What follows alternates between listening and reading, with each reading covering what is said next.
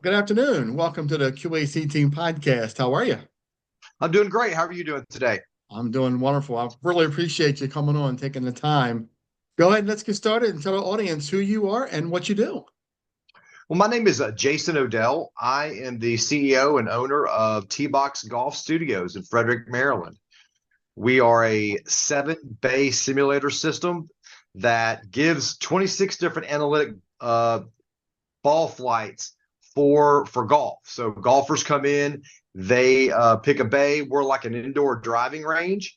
So you hit balls in your own bay, and the computers tell you about your ball flight. They tell you about your ball speed, your club speed. You know the way the ball is carrying, how far it carries, and your smash factor, which tells you the efficiency of how you're striking the ball.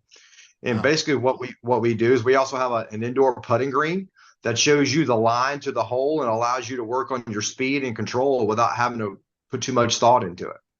And that's impressive. Now, how accurate is all that? Is it fairly accurate? You know what? We have the same simulators that the pros put in their house.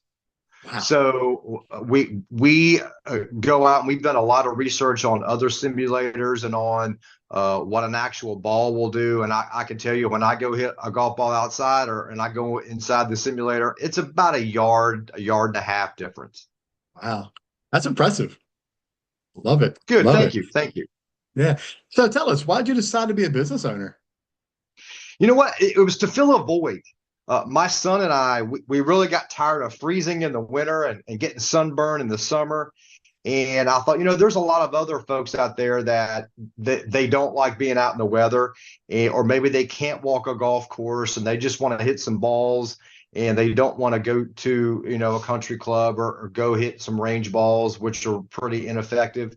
And we decided to do something where we can be in a controlled environment to where we can really work on our game. Our business is catered towards, golfers.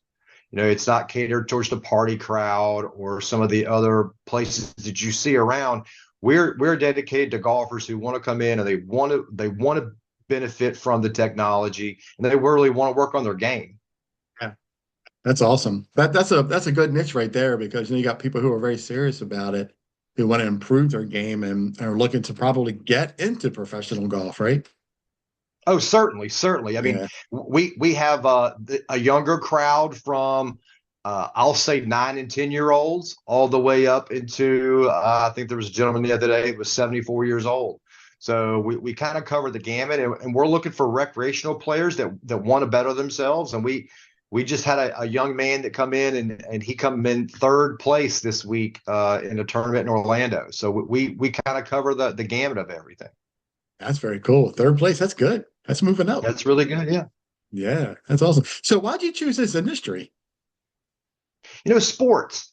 I grew up playing basketball and football and golf, and you get to a point to where you still want to be involved in it. You still want to play, but it's not like I can go out and play tackle football anymore, right? The tackling's We're at done that for me. age.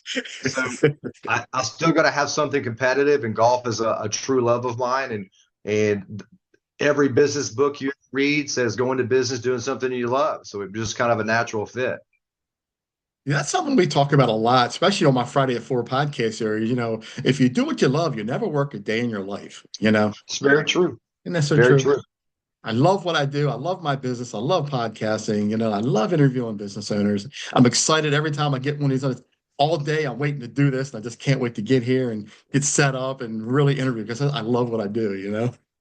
That's great. And it's very interesting. It's hard to explain to people that you're working when you're doing something you love. They hear, well, you own a golf business, so it's not really work. Well, it is, and I'll kind of masquerade it as work, but it's still work. It still work, right? And what a Yeah. great segue. So the next question is, so tell our audience, what's some of the challenges that you faced, when you were setting this up and getting going? By far the biggest challenge is tackling the new environment of customers. So you come into an area with an unknown brand, and you have to convince customers to come in. The beautiful part of what we're seeing is that I'm yet to hear a customer walk out and say, we won't be back. That's the hard part. I mean, that's the easy part. The hard part is getting folks in the front door and recognizing a new business and figuring out what we are. Yeah. No, I get it. So let's talk about location, right? Is there two locations or you just have one? Right now, we have one location. It's on Prospect Boulevard, over in the same shopping center as the Weiss and the Lido's Pizza over on Gotcha. Prospect. Okay. So, so getting folks from the country club to, a studio like that, it can be difficult. But what we're seeing is that once we do, we're having lifetime customers. Yeah, that's what I was going to talk about a little bit. What do you see the challenge from customers who are avid golfers to getting used to coming indoor into a simulator? Is that like a difficult transition, or is that something that they used to get used to? Tell us a little bit about that transition from real golf to a simulator. Well, there is a transition. There are benefits and there are certainly detractors from it. So from a benefit standpoint, is I'm yet to have somebody come in and lose a ball. That's the good point. You hit your ball into a screen and it kind of comes back to you. So and there's no walking for it either. So a lot of us who Right. go out to some of these courses and look up that hill and it's like, I don't want to do that. Where's the cart? We don't have to do that. There are some folks that just don't believe the technology. They don't believe that, okay, I'm supposed to hit my 7-iron 160 and this machine's only saying it's going 157. This for that, right? I think that's a big piece of it. The other piece is, people want to be outside, and I certainly am with them on that.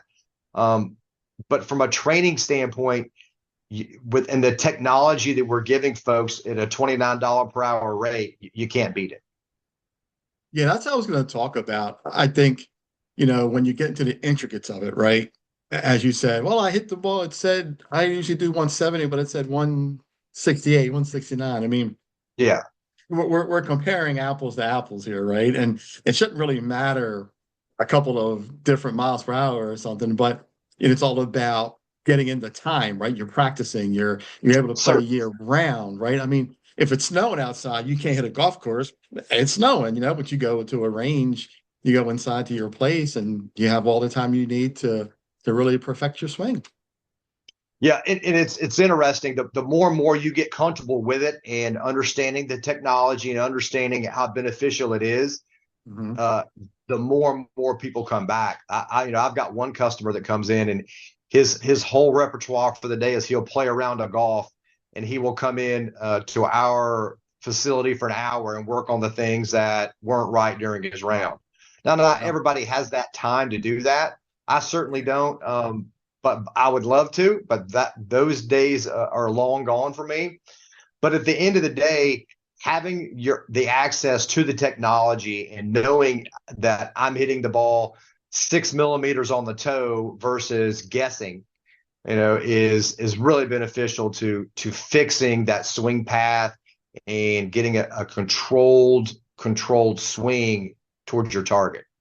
Yeah.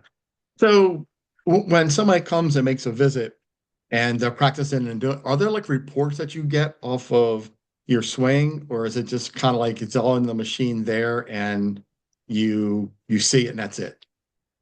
Actually, yes. So with our systems, we ask people that we feel like are going to come back multiple times to go in and create an account on Foresight. So the machines that we use are called Foresight Falcons. And like I said, they pick up about 26 different data points and they will tell you where you're hitting the ball off the club. It'll tell you how far the ball's going. So once you log into the system and you have a session, when you're done and you log out, you can go to their website and log back in, and it'll show you all the data you've had from that session. So you can hold on to it and kind of look at it. What's really unique about our facility as well is that we have cameras in each bay. So if you go back and you want to see your swing and what it looks like in real time, you can do that. A couple of clicks of a button and you're seeing your swing compared to, not just seeing it on the screen. You can go back and look to see, are my shoulders where they're supposed to be? Am I turning my hips when I'm supposed to? And see some of those faults that you don't see when you're just hitting on the range. Right. That's impressive because I know I know some golfers myself and they talk about that, right? You want to look and make sure they're swinging properly, your shoulders, your hips, your feet, and so many things are so would play factor into that swing that people like me who don't play golf would never realize what goes into that, right? It's a lot, right? Oh, it's a lot, but we'll have to get you in there and get you some lessons and get you figured out. Well, I used to be a hockey player, and everybody says if you played hockey, you can swing a golf club because it's kind of the same thing. I don't know. Is that It's correct? it's close. I mean, you I've never played hockey, but I've watched it. But their hips are aligned with their shoulders, and they're firing through. So it worked for Happy Gilmore, and we can always try. I love it. I was waiting for that reference because I was going to use it myself. Uh, That's awesome.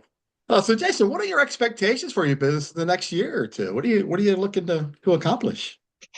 you know, immediate now to 6 months, we want to get this baby on its feet. We want to make sure that we are sustainable, and then we're looking to grow our brand locally. I've already started to touch base with some folks about maybe opening one up in Hagerstown. Charlestown's always a possibility. We're really in a golf desert when it comes to winter play or night play. Even in the summertime when people want to be out on the course, a lot of folks their 9 to 5 is sometimes 9 to 7, 9 to 8, and those golf courses and those driving ranges are closed. So we stay open till 11 p.m. most nights. People come in and they can have a libation. They can watch what's on TV and hit some balls. But we're really looking at growing in the local market over the next year to 2 years. Right. Now you said this is strictly for avid people playing golf. Do you have food and drinks, stuff like that concession there, or is this just your golf? No, we have snacks and drinks. So with each bay rental, somebody can get a Coke and a snack for free.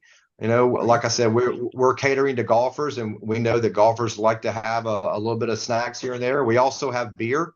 We have $3.50 beers, which is hard to find in most areas. So we're really catering to the golfer and what the golfer's needs are, and trying to do it at a price point where people can come in and enjoy us. Yeah, it sounds like you're making exactly what you'd be like if you were on a golf course. I like that. That's very cool. Thank you. Thank you. Yeah, I like it. Yeah. Well, Jason, I really appreciate you coming on and telling your story and sharing it with me. I don't know much about golf, so that's why I want to come out and make a visit, talk to you, and learn a little bit about it and see what's involved. I've never played golf, and when I saw your business model, I was like, I really want to talk to this guy and let's see what this is about. We'll certainly welcome you, and I'll even put a club in your hand and let you take some swings at it, and we'll fix it. Now I've done putt golf. That's about as far as I've gone, but we'll see. We'll see how I do, right? Okay. Yeah. Jason, thanks a lot. So how do we our listeners reach out to you and contact you and find you? Well, we're on Google, we're on Yelp, Instagram, Facebook. It's T-Box Golf. Like I said, we're on Prospect Boulevard. Our website is www.teeboxgolfmd.com.